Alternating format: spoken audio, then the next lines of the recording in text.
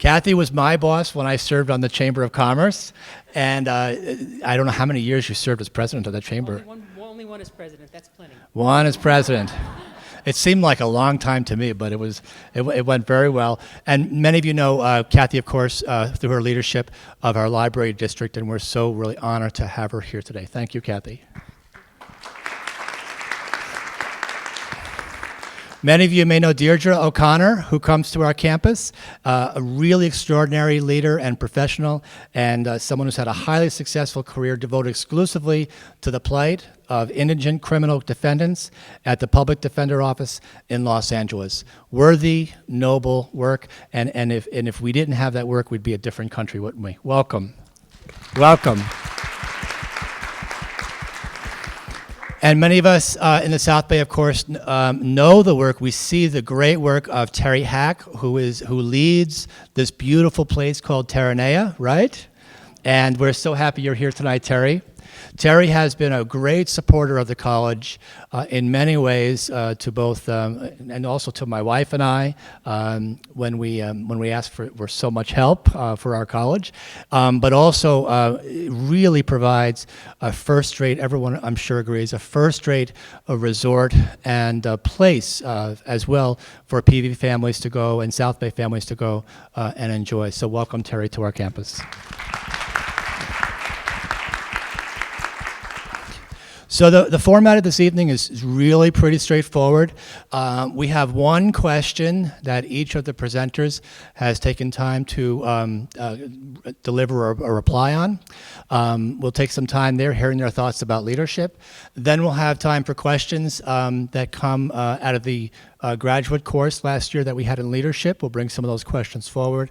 And then I think as we get to the middle of the program, I think audience members will be invited to submit questions as well. So just to kick this off, very straightforward, the question we had for our leaders was, could you pick one life experience from which you drew a significant leadership experience, just one, and walk us through that experience and walk us through the wisdom and the practical wisdom that you drew from that. And so if Kathy doesn't mind, I think we'll invite Kathy first, and we'll start there.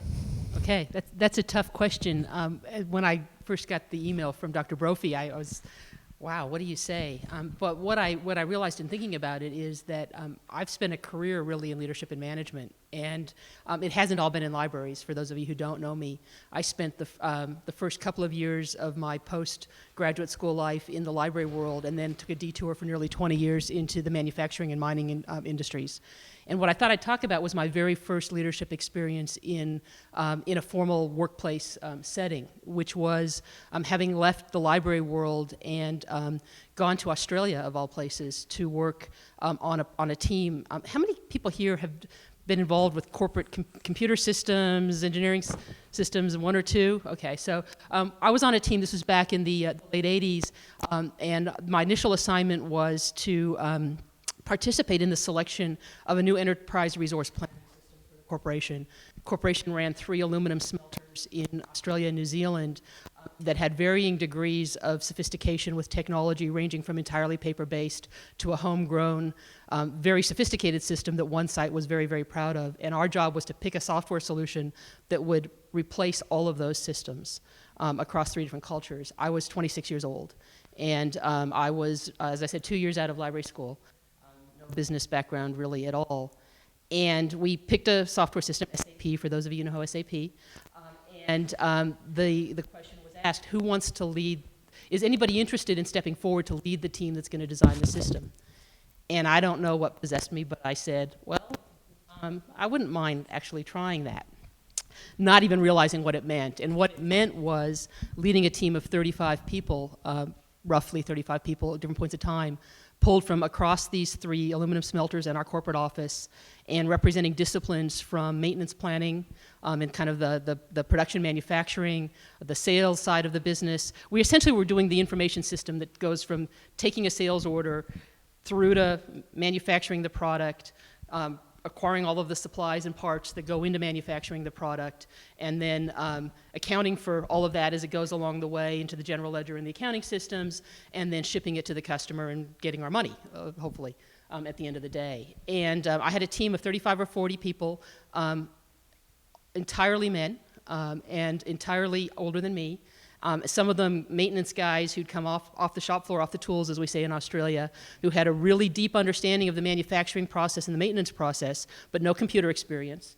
And my job was to take that team and out of that come up with the design for the new system. And I won't go into, it was a horrific 3 years in many, many respects, but I learned so much from that experience. And I think the most important thing that I learned was when you're the leader, you don't have to be the expert, because I couldn't be the expert. And that the most important thing that a leader does is get the resources and create the environment so all of those people that are on your team can contribute to the best of their ability and kind of release their knowledge into that process. So that was a huge learning experience that I took with me then through the rest of my career, which was in different manufacturing positions and then back into libraries eventually. So. What was that one expression you said, as they say in Australia? When you're a maintenance worker, if you've come up off the tools, so you started you got an apprenticeship and you're a skilled tradesperson, an electrician or a mechanic, what they call a fitter, and then you're off the tools means you might get promoted into a supervisory position. So yeah. That's very interesting. So here we have some themes emerging for tonight. We hear about grooming expertise and providing resources, key things for a leader.